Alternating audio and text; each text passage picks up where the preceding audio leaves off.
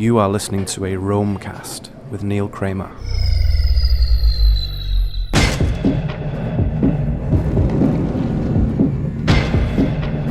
I think we're going somewhere quite particular.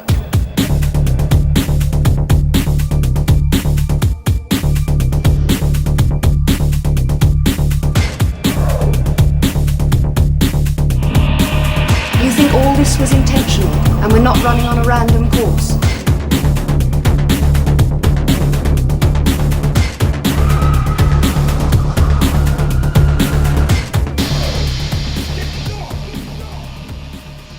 Yeah, we don't want to do anything to scare your children. That's the last thing we want to do. We don't want to scare anybody.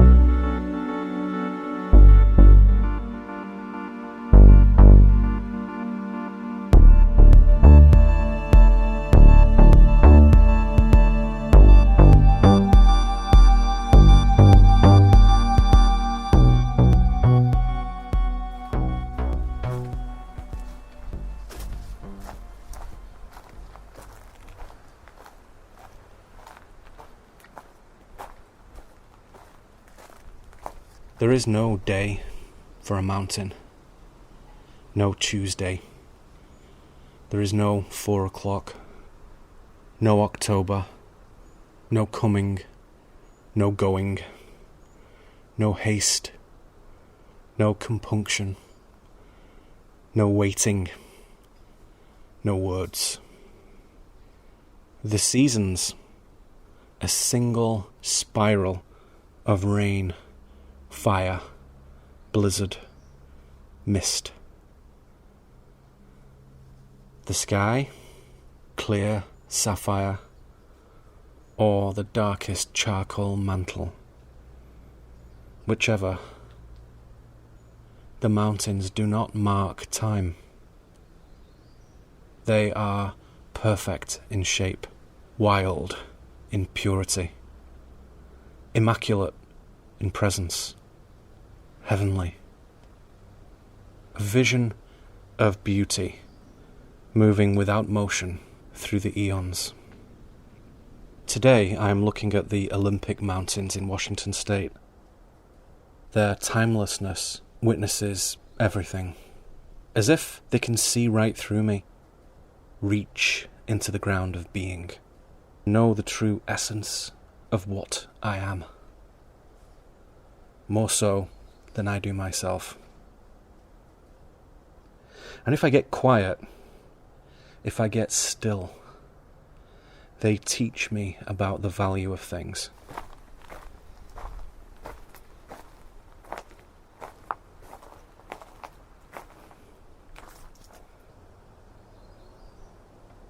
What things are precious and what things are not. Their ageless wisdom is beyond what the casual human can comprehend. Yet, there they are. They are here. Their attendance moves the mind away from immoderately dwelling on the din and spectacle of people. The encumbrance, the disquiet, the heaviness of things are of very little consequence here. It is hard to entertain foreboding for very long. And without my doing anything other than gently slowing the revolutions of mind and imagination, just to walk here, to sit here, plainly and openly, I am given a new seeing. The seeing of life from the mountain. It gives its wisdom freely. When I am here, I easily comprehend the things that count in life, and I discern the trivia that I occasionally mistake for substance. My illusions fade. What is wrong perishes. What is true radiates, revealing. It feels good. Pressure and anxiety find a different place. Their mental contamination is lessened, and perhaps, on occasion, cleansed. The burden of tasks becomes a doorway to emptiness. And the magnitude of my little problems vanishes when placed in this wider panorama of living. The mountains are very truthful. They will not deceive. The sun and the snow point to a deeper way of understanding this world. These great stone monuments know so much. 10,000 years unmoving, 10 million years unmoving, yet always nurturing, so grand, so serene in their silent authority. I love to look at them. I love to look at them. I mean, really see them. And for many years I couldn't do that. I didn't know how to. I mean, I saw them. There they were. The mountains of England and Wales and Scotland and France and Germany and Spain and Italy. I saw them all right. Big triangular things. Stone, rock, deep gorges and snowy summits. Really lovely. Yes, and I took photographs, appreciated the view, said, wow, to the person I was with. Yet inside I felt slightly removed from the scene, like I was viewing a living photograph of something, rather than the thing itself. I couldn't fully take it in. My aperture of experiential communion was too closed.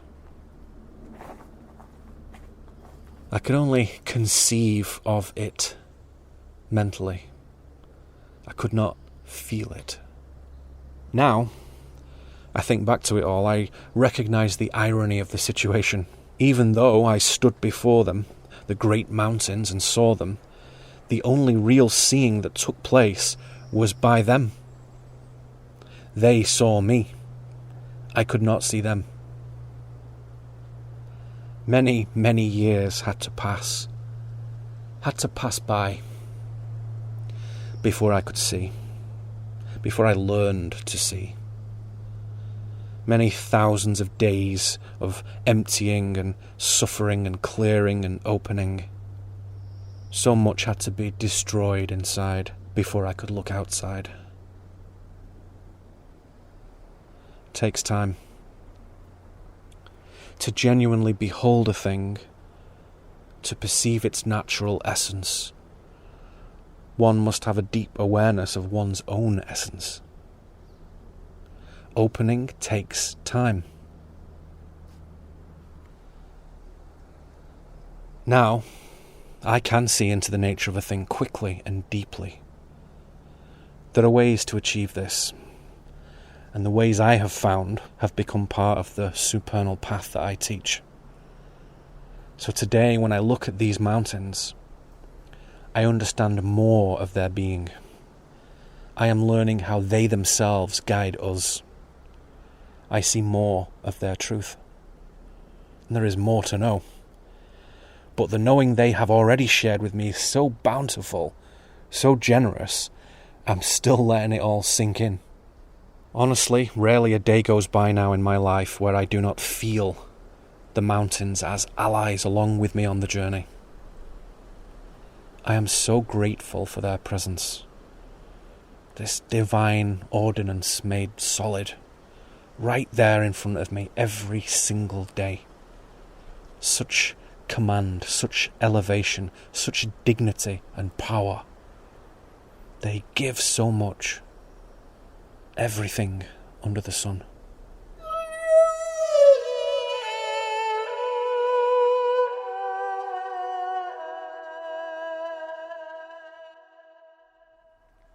I am very appreciative of the feedback I get regarding these Roamcasts, these podcasts, these audio recordings. And I would like to say thank you. Thank you for listening and being with me in these moments. And some of you have been listening to them from the beginning, and some of you are new and going back through them one by one. And many of you have told me that you listen to these over and over, multiple times. And I would love to do more Roamcasts. I honestly really enjoy making them. They take a lot of time. And in my working week, most of my time is spent with clients, individuals with whom there is deep discussion of soul, equilibrium, transformation, divinity, bringing greater strength and clarity and fulfillment into ourselves. We walk and talk. We sit and listen. We contemplate. So for those wondering why sometimes there are long gaps between recordings, that is why. Because I spend so much of my time doing that work with people. But believe me, I love making Roamcasts. I really do. There are so many things to ponder. So much life to articulate and experiment with. All the fascination and laughter and weeping and wondering. Just an infinite supply of subject matter and personal expression. And today you are with me in a very beautiful place, cushioned as we are by beautiful trees and deep green grass. And the birds are flitting between the branches and hopping on the ground, and as you can hear as I look over, there's a little plane, one or two people zooming over the Olympic Peninsula, passing, no kidding, right under a rainbow as I look.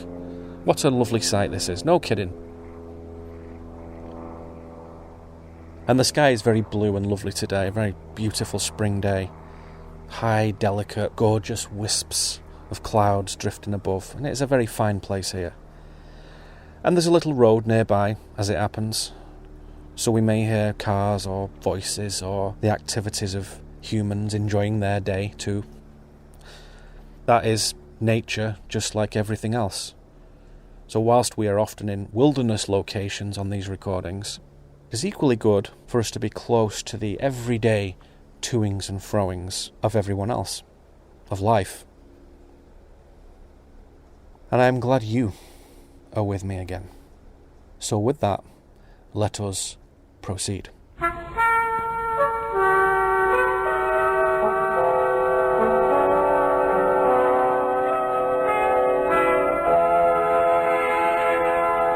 In our spiritual contemplation, we must frequently engage shadow, make it ours, own it, become it, polarize, equalize, transmute.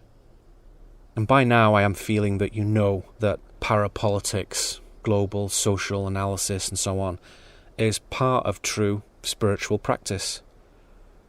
To see what is real, though it might be disharmonious, is nevertheless an exercise in will. So we move into the Shadowlands today for a little while, into that whole half of life that mainstream society has conditioned us to avoid at all costs. The dimension of life into which is woven disharmony, initiation, awakening, pain, truthfulness, and, dare I say, salvation. There is a great madness and insecurity in mainstream society right now. Illusions, illness, confusion, decay. The result of world government, empire. Empire created through the forfeiture of free will.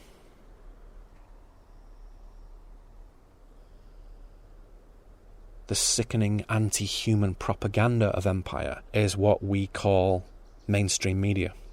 They amplify the decay.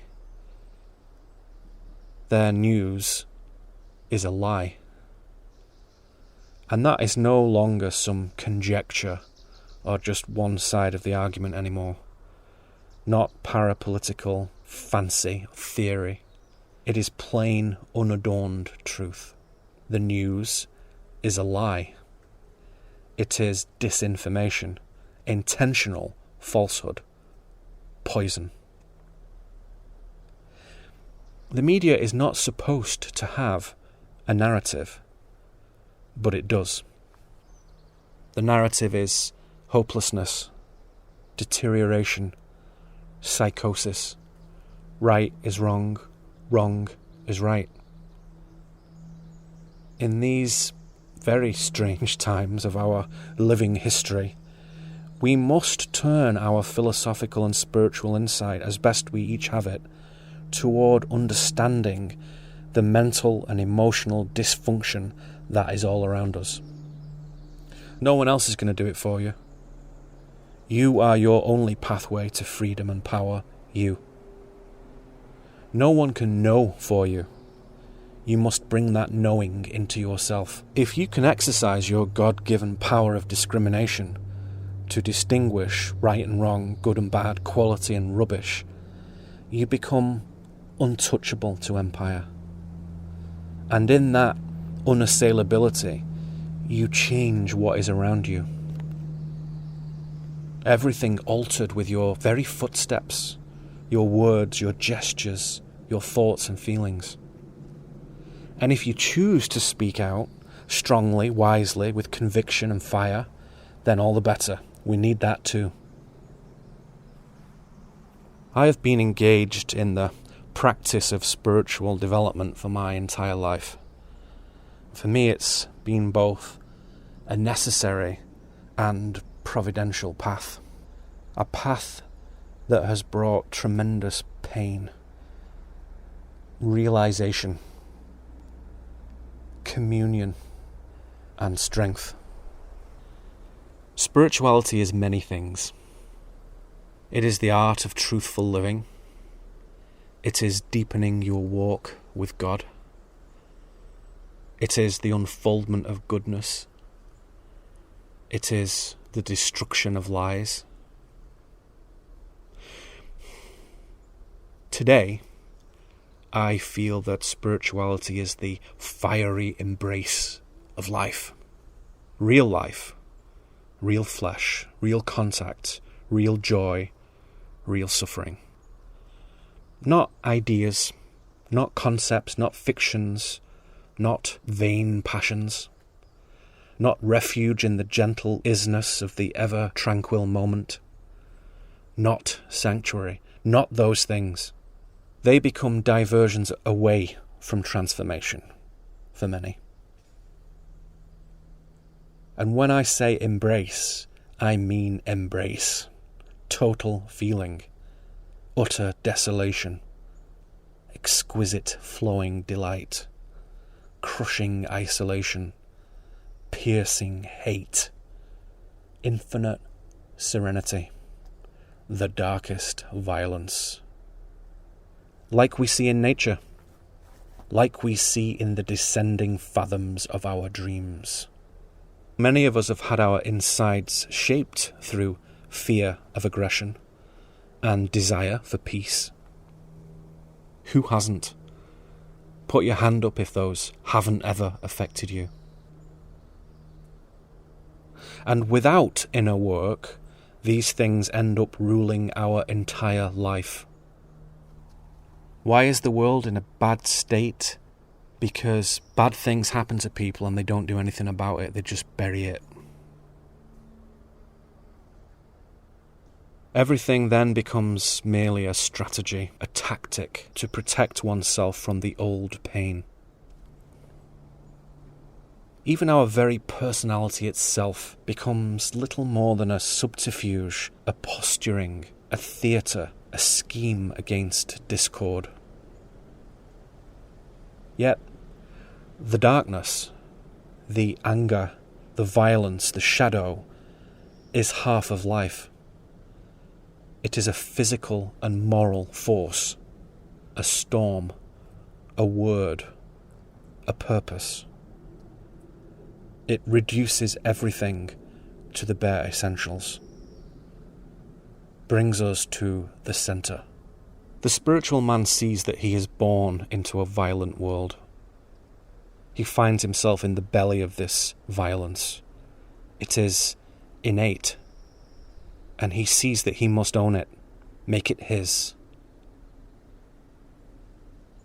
We must bring the hammer under our control. Bearing arms, harnessing power, knowing self-authority, walking in nobleness, realizing one's own force, a philosophy, a bullet, a voice. What is their purpose in freedom? What is their utility amid the oppression of empire? To see the instruments of our power as bad would be unwise. There is no such thing as gun violence, no such thing as knife violence, no sword violence, no spear violence, no bomb violence. Objects cannot be violent. The term gun violence is control language. Control words used to condition the unwary to consider inert objects as bad things. A notion that surely represents the pinnacle of idiocy. Guns cannot be bad things, they can only be neutral. It is naive to imagine that violence is best left to approved officials. Children who marched for their lives will come to realise in time that they marched for less freedom. We absolve them of their folly because they are young and they lack experience. An empire has exploited the goodness of their hearts and pointed them in the wrong direction.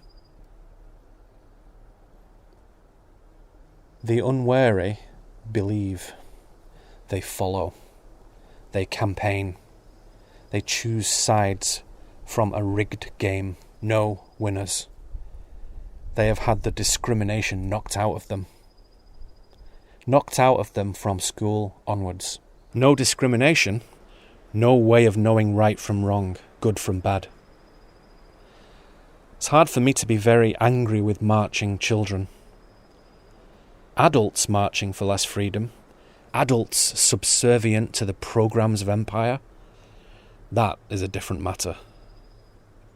For such a person, in their 30s or 50s or 70s, if they believe that our shadow instruments must be handed to official agents, then they are dreaming a foolish dream.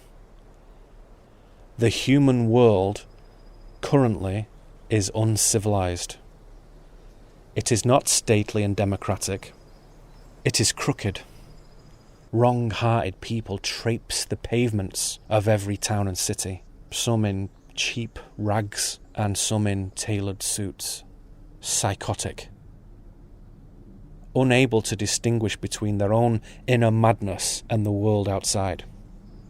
They cannot appreciate the malice of their own inconsideration.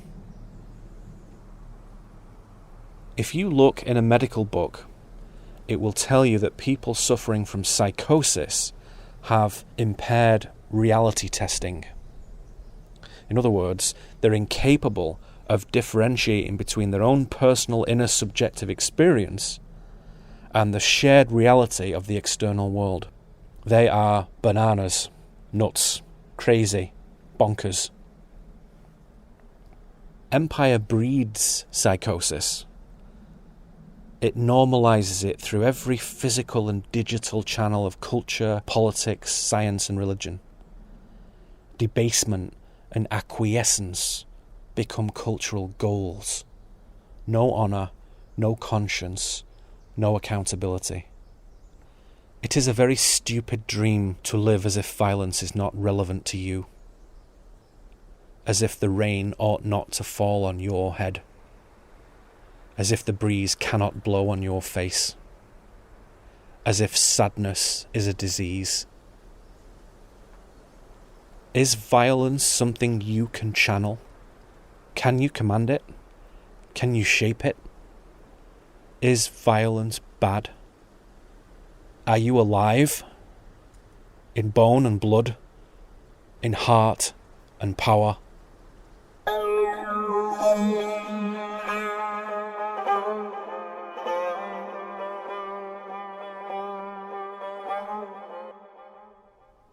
There are times for adoration, and there are times for hate. Can you feel it? Is it bad? Do you understand what hate is? Hate is a word that has been ruthlessly misapprehended over the last few decades.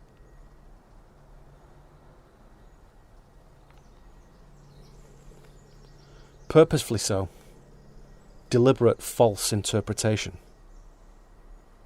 Why would the anti-human containment system we call empire want you to think that hate is a bad thing?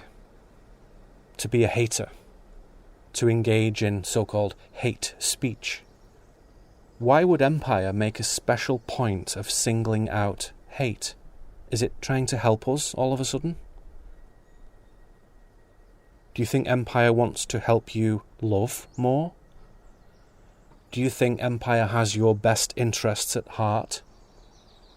Empire wants you to believe that if you hate, there is something wrong with you. Like you have a sickness. Like you've made a terrible mistake. Like hate is a reprehensible character flaw. They want you to think that hating is wrong and most improper. In fact, socially prohibited. And indeed, in many places, you can be jailed for talking about elements of empire you hate, or elements of empire you even simply disbelieve. What a tremendous clue they have given us. Think about it.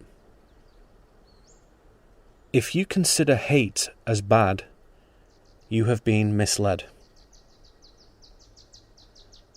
The master social manipulators of empire, those filthy magicians, have tricked you. They have made something natural appear unnatural, as they often do. But hate? Natural? Hate good?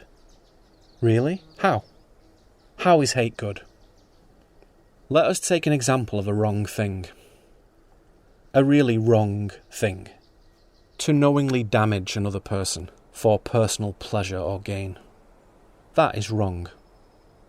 Wrongness is not relative. Some things are just wrong. To abuse a person, if they are vulnerable especially, to abuse them physically, sexually, mentally, emotionally, to torture them, to kill them, to sacrifice them, to harvest their organs, to traffic them, to take their blood. These are wrong things. And empire does them on a massive scale all the time, as everyone will come to see in due course. Hatred erupts in me when I think of these things. I hate the soulless scum that perpetuate empire. The vast human trafficking, pedophilia at the heart of empire, the young used for personal pleasure, blackmail, body parts, corrupted blood ceremonies. The life force of children, harvested for sexual depravity, manipulation, entity possession, and life extension. These things are being exposed.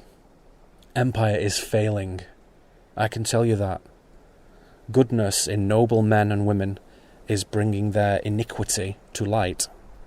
The trafficking and sacrifices are becoming known. Incredible, but true. So we can say with total lucidity that there is no illness, no excuse, no condition, no reason that can make any of this harming of innocent human beings okay. It is always wrong. Hatred is a natural reaction to this degree of wrongness. It is both instinctive and reflective. Real native, honest hate. Even when we turn our attention to more abstract concepts, we can hate. Like my hatred of collectivism, moral relativism, the scam of equality, the disgrace of mainstream education in nearly every school and college. They stand against everything I have ever known to be good. They are against the power of individualism. They erode personal responsibility. They attempt to eradicate divinity. They confer weakness and apathy. Many politicians and corporations and imperial agents uphold these things. And the media who propagandize them to make them appear normal and good, I hate them. Their pathetic delusions extend empire. CNN, BBC, NPR, New York Times, Washington Post, The Guardian, The Telegraph, Huffington Post, Slate, BuzzFeed, Salon, The Daily Beast, and 100 others. They are places of abysmal lies. All of them heavily infiltrated by black hat intelligence agencies. No question. And if you didn't know that, then you are choosing not to know that. Because it is all there. All the information is out there for our study. All there for everyone to see, if you wish. And if you don't wish, because it's difficult and ugly and weird, makes you feel bad, then don't complain about the insanity around you. The CIA was long ago penetrated and sequestered by empire. Dishonorable, compromised ruling elements within the CIA, NSA, FBI, MI6, Mossad have no interest whatsoever in national security or the well-being of mankind. We call them black hats to distinguish them from rank-and-file good guys, the white hats. The black hats are solely focused on helping to implement centralization. The centralization of the world into one enormous, disgusting monoculture, serviced by 50 billion oblivious, dependent, unarmed, decadent, uneducated, pathetic workers. That's what empire dreams about. Why?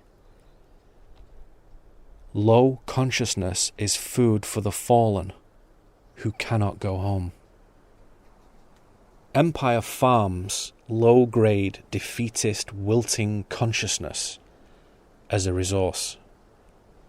A dimensional gasoline to sustain sentient beings marooned here.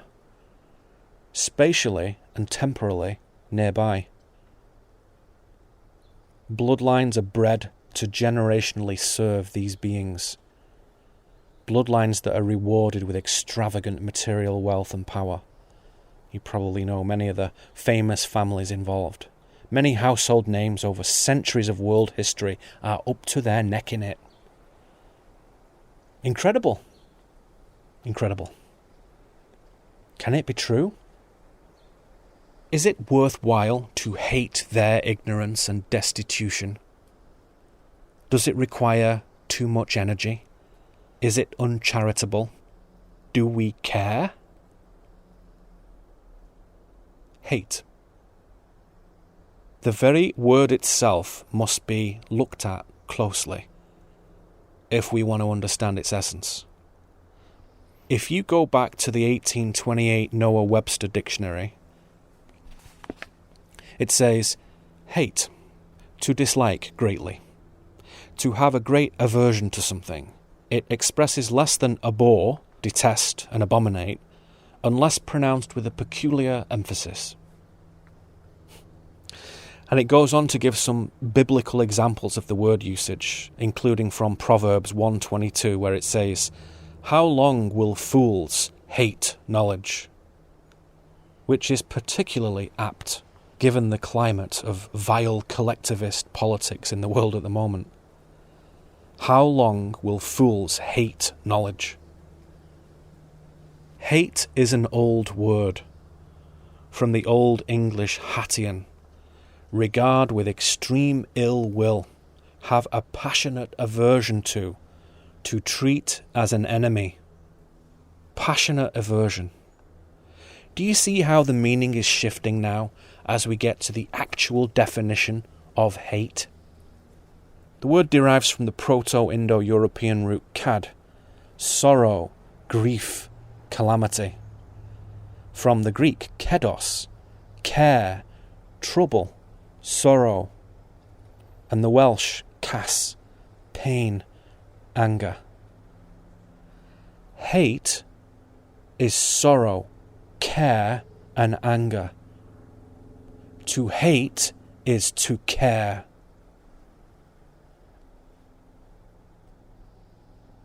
These meanings, these emotions, these feelings are baked into the DNA of that word. Understand that. So if you feel deeply and care deeply, then it is only natural that you will hate some things. You will respond powerfully to wrong things. Just as you will respond powerfully to good things. It is natural, it is human. When we talk about our powerful feelings of aversion, Empire calls that hate speech, and it makes it illegal in many parts of the world. So if we question official historical events of World War II, for example, you can be imprisoned in England, Ireland, Scotland, Wales, France, Germany, Switzerland, Belgium, Hungary, Austria, Israel, Poland, Portugal, and many other places. Imprisoned for asking questions, for thinking.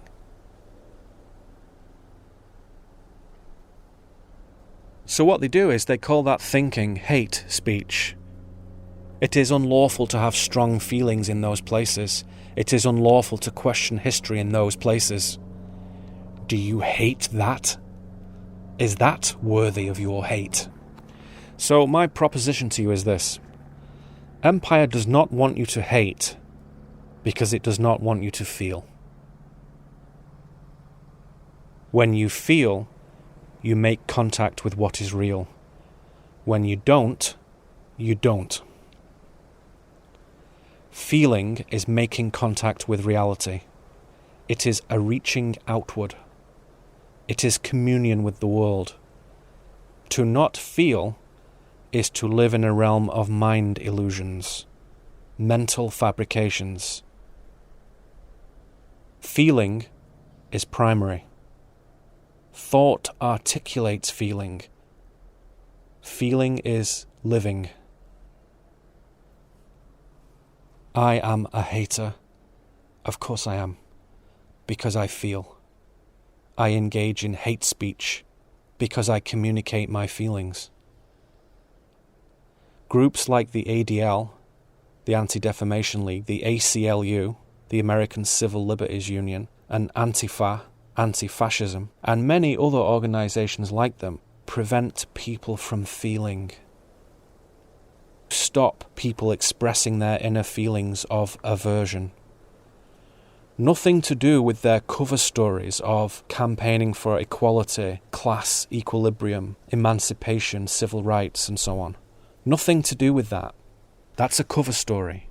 There are some good people within those organizations wanting to change things and trying to do something meaningful, something good.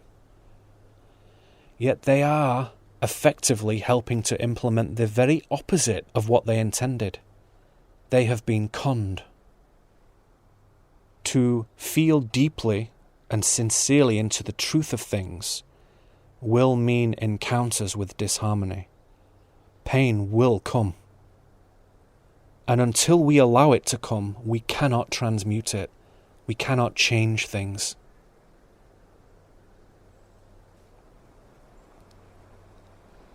The energetic aperture inside our bodies that brings us communion with reality, the thing through which light is received and transmitted, that is feeling.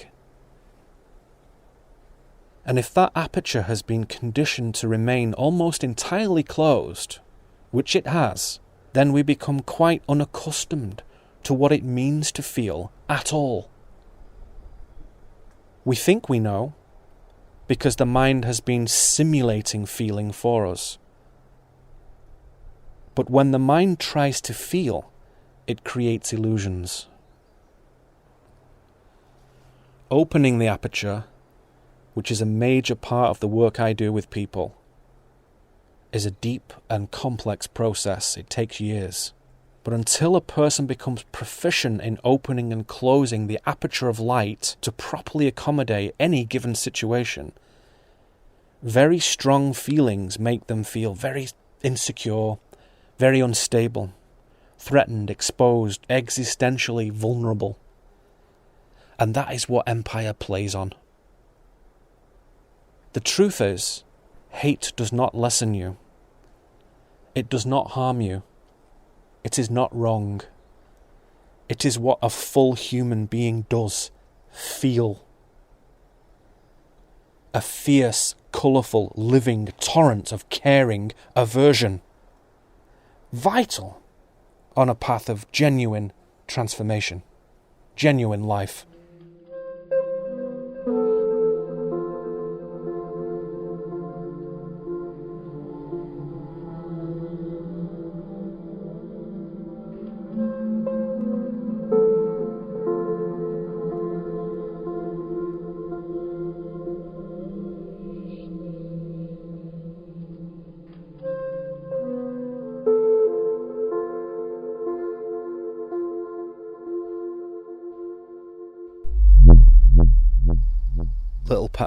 Little petal, my little petal, little petal.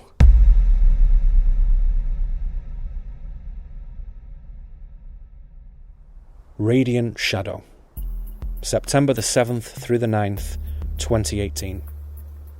Spend the weekend with me and a group of totally splendid, soulful humans. So much warmth, wisdom and depth. These are our people. Your people. So make this the year you come. You will not regret it. And you can book right till the last minute, but as with so many things, the sooner you book, the better. Get your ticket now.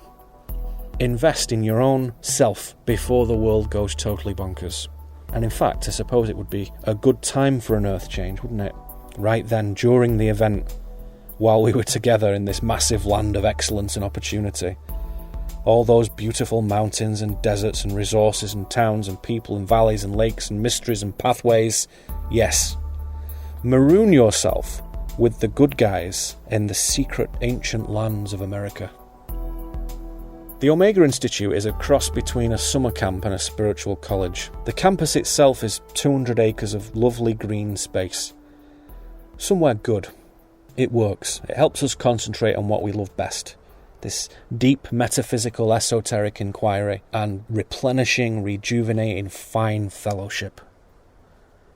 And you can stay there on site in their various accommodations, little sort of comfy cabins and chalet things or whatever. Or you can stay in a nearby bed and breakfast, Airbnb, hotel, whatever you like. And they have a great big dining hall at Omega with very good, well put together, healthy, delicious food that anyone would enjoy really. And it's such a memorable weekend. So come, be part of it. And some of you are totally new to my stuff, and it is great to meet you, to welcome you. And some of you have been listening and reading and watching and pondering with me for years. And it would be my great pleasure to make your acquaintance in the flesh.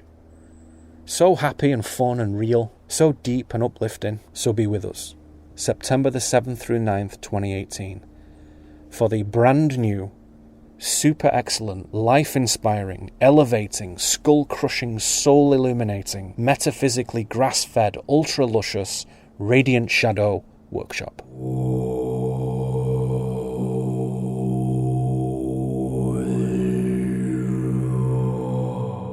shut up, you tomfool. My mother's in the next room. You wake her up. Oh, she'll not hear out. She's as deaf as me hat. She picks up every vibration.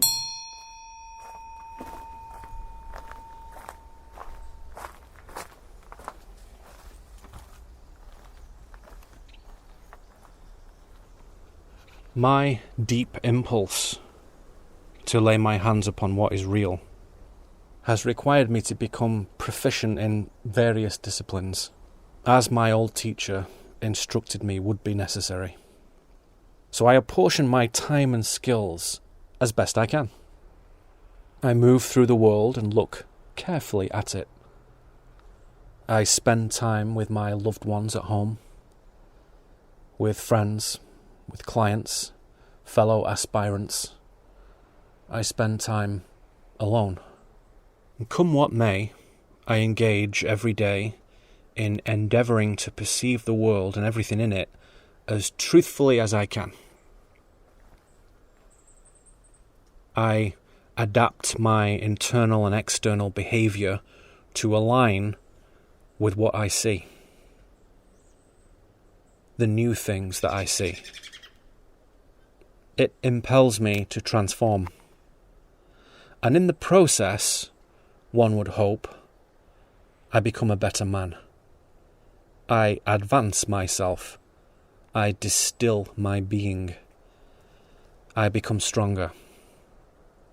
I welcome the gift of life that has miraculously been offered to me, as indeed it has to us all. And on this quest, there have been many, many intense experiences, thrilling and ghastly. And most often these experiences go quite unseen. These things that happen to me, that affect me, that change me, mostly they remain invisible. They are mine alone, inside.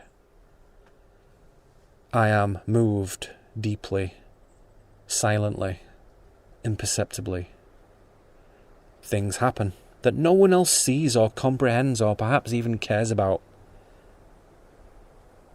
If we do not have the company of other initiates and pilgrims, then sometimes these interior spiritual revelations certainly feel like rather forlorn pathways.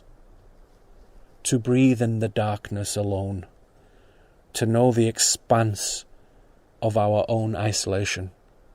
And yet, the mystery is always in attendance, and the hand of God is always with us. Indeed, we cannot be alone if we accept the truth.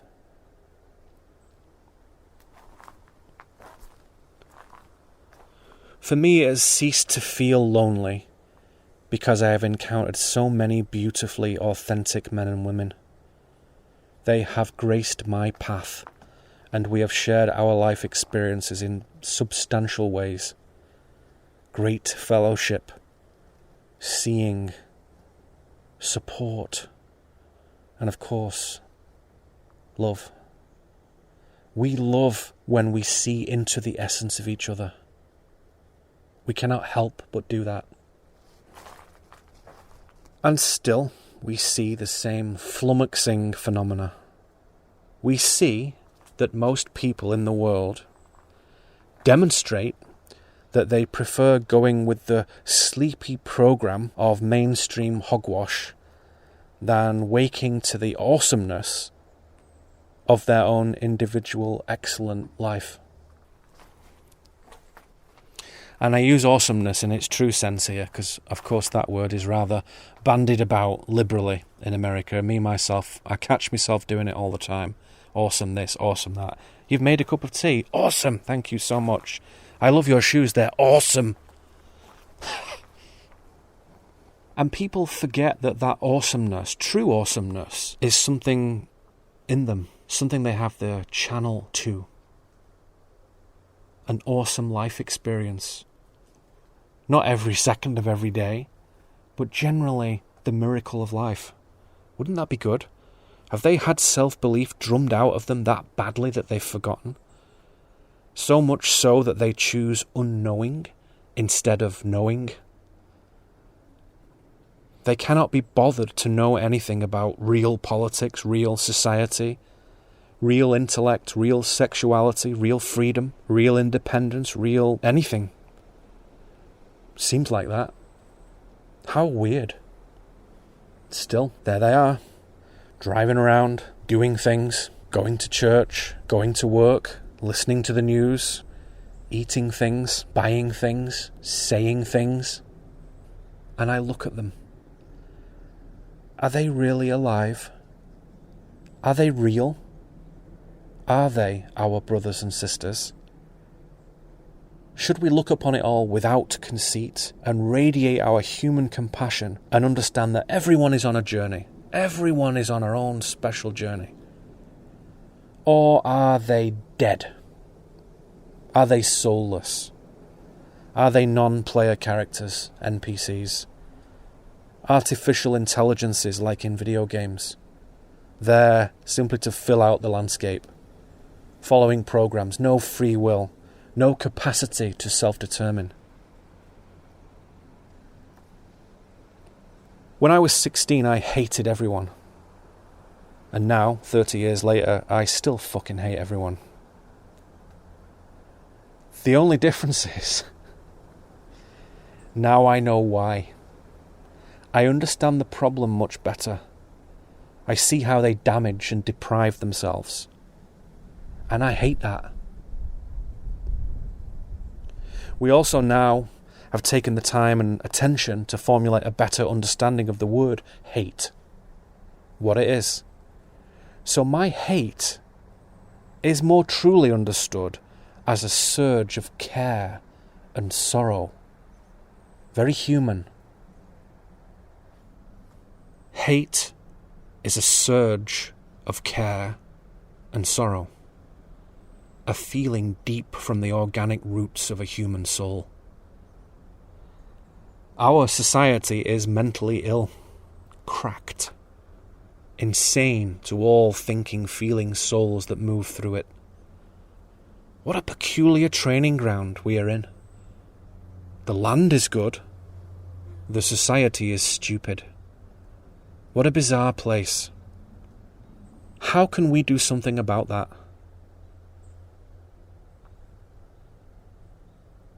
By accepting the mystery of life, by moving deeper and deeper into the heart of reality, we begin to slowly dispel the madness.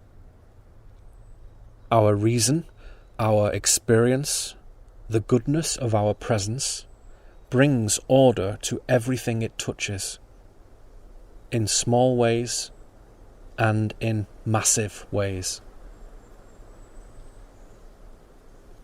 Our wisdom is in our footsteps. Sometimes that means tackling really difficult things head on.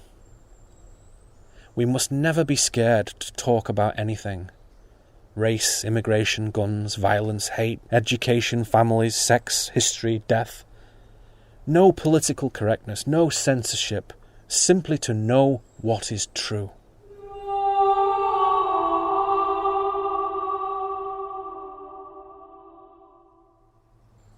I feel I have to talk about the migration of human beings for a moment.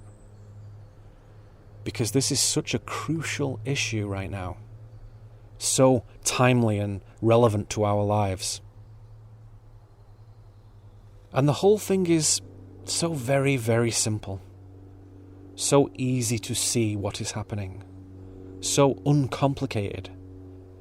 You would have to be totally bananas not to perceive what is occurring with this mass migration, mass movement of bodies. So let me articulate this in the very best way I can. And sometimes it is good to remove the contentious descriptors from a problem. For example, instead of talking about white, black and brown people, or European, African, Asian and Hispanic people or whatever, you do something different. You choose colours that you never see in a person. Let's say bright scarlet red, pine tree green, deep ocean blue. Skin types that we don't see, something utterly different. So let us imagine a new country which we will call Red Land. And the people in Red Land are red. Red skin. They do red things. They love red things. Red music, red literature, red cooking, red spirituality, red sexiness, red art, red engineering, red craftsmanship. And let us say that in Redland, 99% of people are red. There's not many green people, not many blue people. Just a few, naturally, but most people are red. Now imagine that there exists a wicked secret government that does not have the best interests of any of the people, red, green or blue, at heart. And this secret government comes in and begins to prescribe more blue and green people in Redland. Prescribing diversity. And they enact silly, unjust laws that prohibit people from preferring red culture. And they get into the schools and they make the little kids think that all the red cultures, all the green cultures and all the blue cultures are at exactly the same level of development, which is not true, and are all beautifully compatible, which is not true. And so over the years in Redland, with this wicked secret government doing these untrue things, as more green and blue people come in, the red people will, of course, decline as a percentage of the overall population over time. Also, those red people who are not overly keen on the cultures of green and blue for their own private reasons and by way of their own natural preferences, slowly begin to leave Redland altogether, so they can establish other red communities and cultures that they enjoy somewhere else. No green phobia here, no blue phobia, no redism or greenism or bluism. Those things don't exist. Just preference. No colour phobia. That doesn't exist. That's not a thing, except in mentally ill people. All decent, good-hearted, red, green and blue people don't ever think in those terms. There is simply a love of one's own heritage and a healthy respect for others. There is a word used to describe the systematic removal of a national, racial or cultural group, and that word is genocide. In our story here, we can accurately use that word to describe what is being done to the red people through the wicked secret government's programme of prescribed diversity and orchestrated mass migration of green and blue people. It is not the fault of any one colour. It is the wickedness of the secret government. At this time, in real life here now, Empire is genociding men, women and children in Europe. It is. This is not a joke, not an overreaction. It is not racism or bigotry or anything like that. A coordinated global project is underway to move entire cultures from their homelands to new lands to replace the native cultures. And this has happened all through history. Very, very old strategy for social control. However, the level of orchestration this time around is quite remarkable. Make no mistake, Empire uses human migration to destroy nations, to demolish good social foundations. Empire uses prescribed racial diversity to genocide targeted races, to remove goodness and ancestral legacy. Europe in particular is being changed beyond all recognition. It is in terrible trouble. It is already being ruined. Nothing is beyond repair, but it will take a very long time to restore harmony and heritage. And that is a sign of coming earth changes. None of the places I frequented in England for 35 years of my life I would now wish to live in ever again. They have severely deteriorated. The natural landscape is disappearing. The cultural makeup is changing for the worse. The language and media and education are so politically twisted, it makes me angry to think about it. Such beautiful places, with such astounding, wonderful English people, all subject to this horror, this violent strategy of genocide. To see the question of immigration more clearly, one must forget who is coming in, forget where they're coming from, what they look like, what they smell like, the sound of their words, their dress, their habits, their attitudes to men and women, their religion. Just for a minute, forget who they are. Just put that aside just for a moment. Let us reason this. Some of the immigrants are decent, culturally sophisticated people who honestly endeavour to make a substantial contribution to their new adopted country.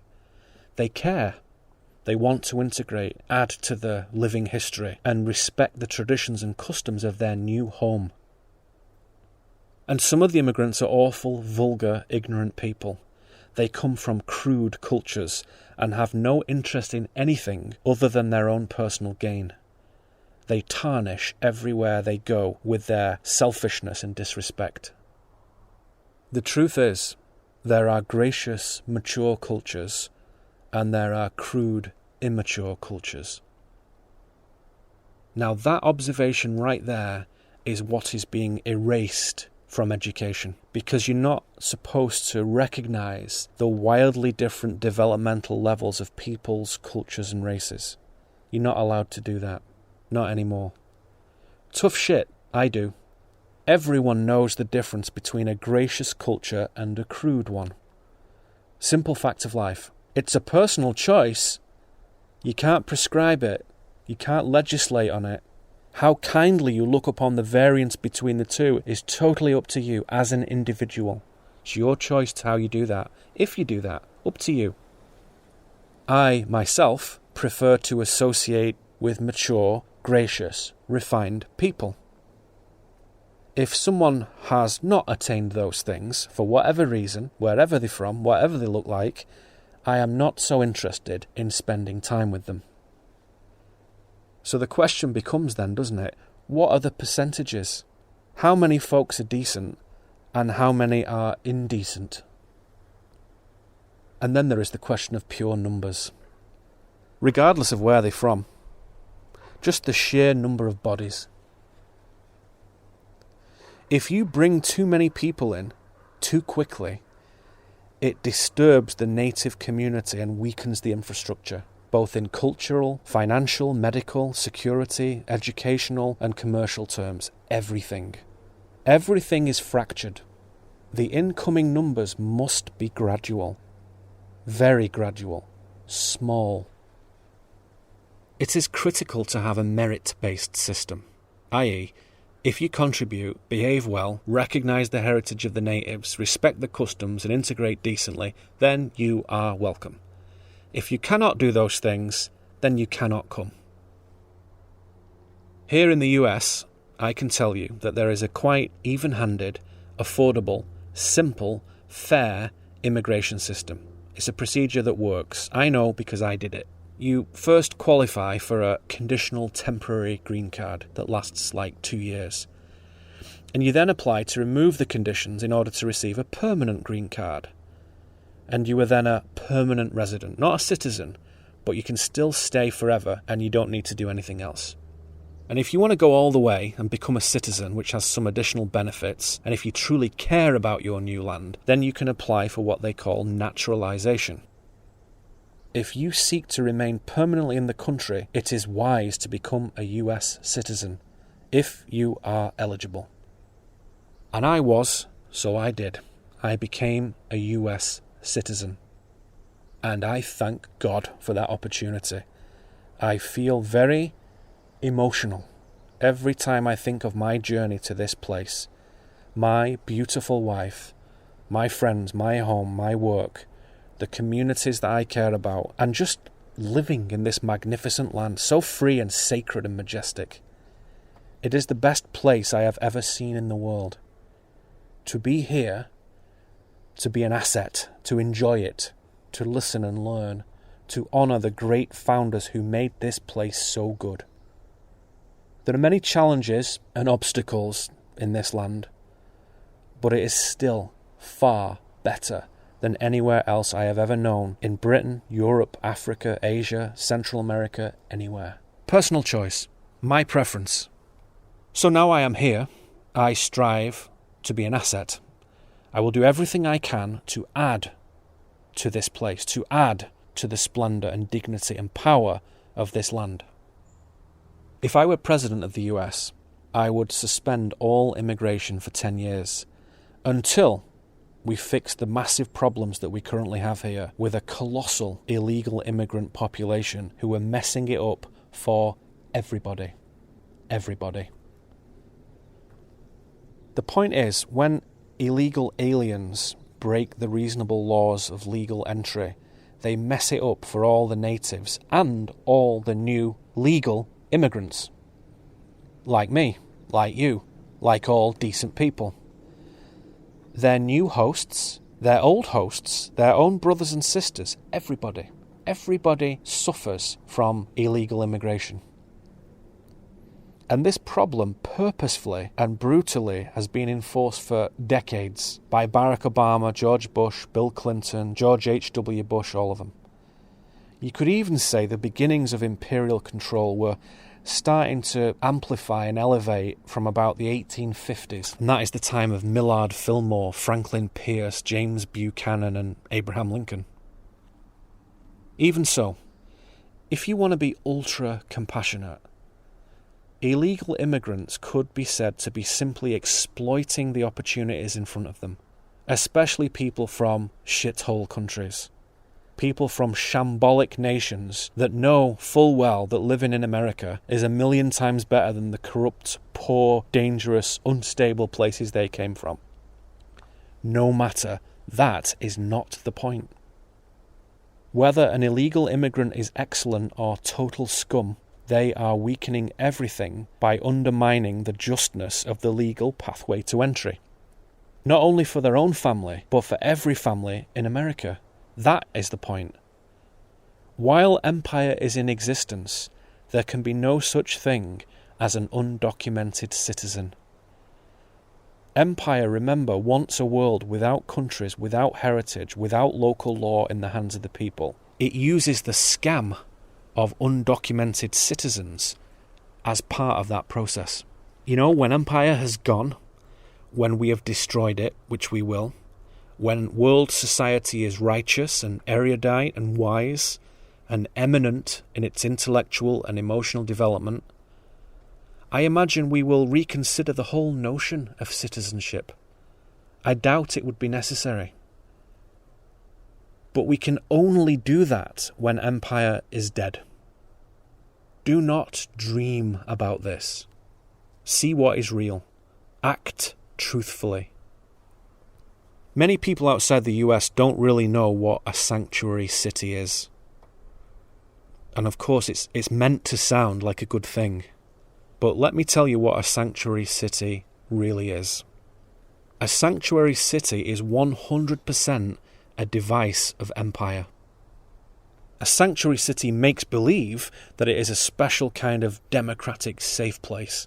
And in simple terms, it is simply a municipal jurisdiction that limits cooperation with the national government's duty to enforce immigration law. Like we're already in utopia, like there's no empire, like everything's cool. The reality of a sanctuary city is very different. A sanctuary city is not at all concerned with protecting nice, vulnerable immigrants from nasty governments. It is not about compassion and human decency. None of those things. A sanctuary city, in my view, has two very clear purposes. Firstly, it erodes the stability, economy and lawfulness of that particular city, and thereby the wider nation. And secondly, it helps Democratic Party governments get votes. A vote for Democrat is a vote for empire. Sorry. It's so simple, this. If illegal aliens go unchecked, you don't have a country. If a border is not enforced vigorously, you don't have a country. Of course you don't. Simple. If a culture is not left to its own natural, divine, perfect, organic unfoldment and evolution, you don't have a country. Yes, I have a very unsympathetic view of all this, and always have. And it's not because I don't feel compassion for my fellow humans of all creeds and types. I do. Anyone who's ever shook my hand and looked me eye to eye knows that. We're all in this strange metaphysical chowder together. But once again, this is not a humanitarian or a human rights issue. It's not. To pretend it was anything to do with that would be a sordid and selfish daydream. This is not about cute families being torn apart. Nothing to do with that. This is one thing, and one thing only. empire brutally amplifies immigration to destroy nations. The poor bastard pawns who are the immigrants themselves, however nice or nasty, are entirely incidental. Therefore, racism does not come into it. Bullshit. Nothing to do with it. Irrelevant. So now we can reflect upon our cultures, can't we, of red and green and blue in a deeper way. We can see that those who celebrate red culture, who wish to preserve it and revel in its glorious heritage, are entirely free to do so. And if they are not feverishly passionate about a total ultra-diverse mix of red, green, blue, indigo, violet, chartreuse and bloody turquoise, that's okay. They don't have to be. And equally, those who love diversity and feel that it enhances their particular cultural tastes, they are free to feel that way. They can celebrate multiplicity all they like. Naturally, all thinking people respect all colours. All good-hearted, moral, balanced men and women see worth in all the different colours and cultures of life. Intelligent people realise that each colour, and the culture that colour generally tends to formulate, have unique distinctions and their own singular values. And let us say that the sum of all those values may be equal or unequal to the sum of other colours. We don't know. Whether or not colours and cultures are equal or not, that is God's business. You can guess and estimate and calculate if you like, but that's not perhaps the wisest thing to do. But what you can do is like or dislike whatever the hell you wish. You can love red and think green is rubbish, if you like. You are free to prefer whatever. What you cannot do is tell the people of Redland that they cannot prefer red. You cannot tell green that they must celebrate red. You cannot tell blue and green that they have to get along. You cannot tell the blue people that they owe anything to the red people. You cannot tell any colour that they must like any colour. You cannot tell any colour that they must mingle with other colours. You cannot do that. That is mind control. That is empire. That is genocide.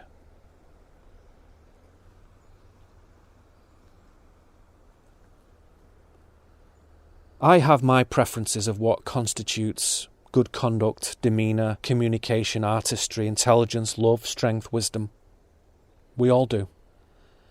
And I have all sorts of measures and gauges and ways of estimating and feeling worth, which I use to evaluate the substance of a person as best I can when they're in front of me. But at no point anywhere in this is any single human being ever judged on their race by their colour. Never. It is only on merit, only on proven, demonstrable, self-determined conduct. People always demonstrate what they are all by themselves.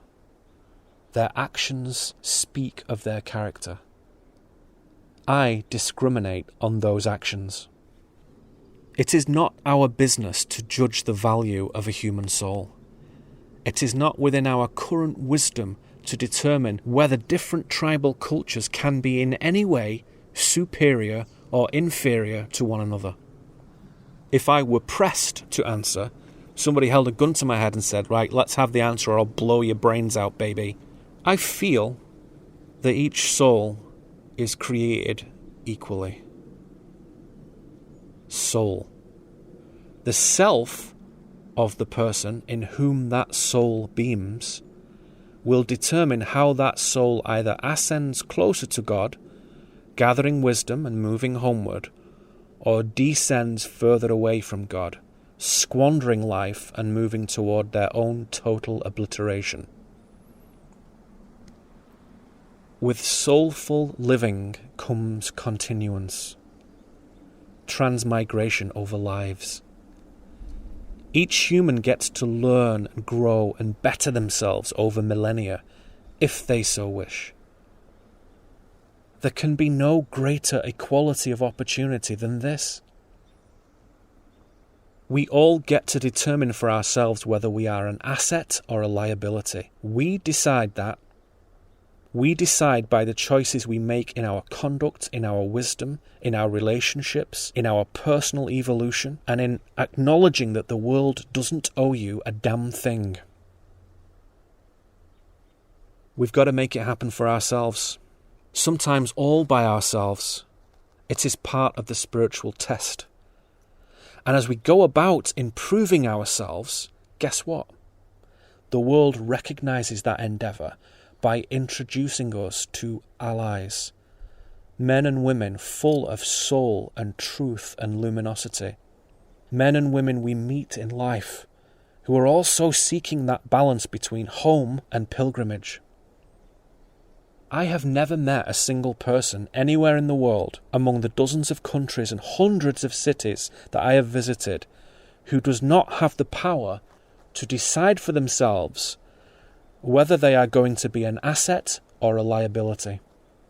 We can observe clearly and equitably what people do with their own being, with their daily life, how they are, what they give, their temperament, attitude and effort. Some people make themselves into scumbags, wastrels, interested only in themselves. These people are liabilities. Some people make themselves into paragons, champions of humanity, industrious in their own self-betterment, working for the goodness of all. These people are assets. We choose how we wish to conduct ourselves. No one can do that for you. That choice is always ours, quite irrespective of the circumstances we find ourselves in. Will is sovereign. All we need do is bring our goodness into the day.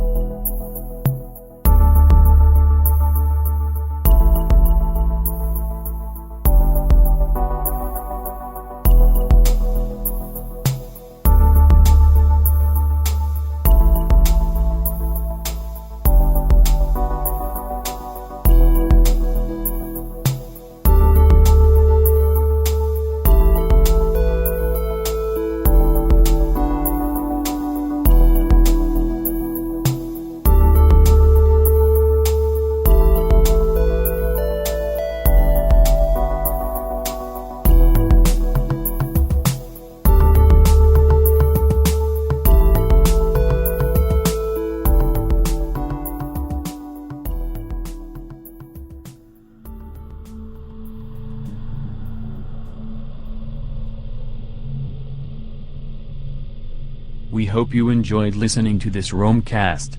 Neil Kramer loves you. You heard clips from the following. Dialogue from Bleaks 7. The song, Analogic Part 1, by Forterdellis. The song, Mind Spacing, by Forterdellis. Dialogue from Open All Hours. If you liked any of those clips, support the artists and go buy their stuff. That's all for now. See you again soon. Until then, we wish you a beautiful day.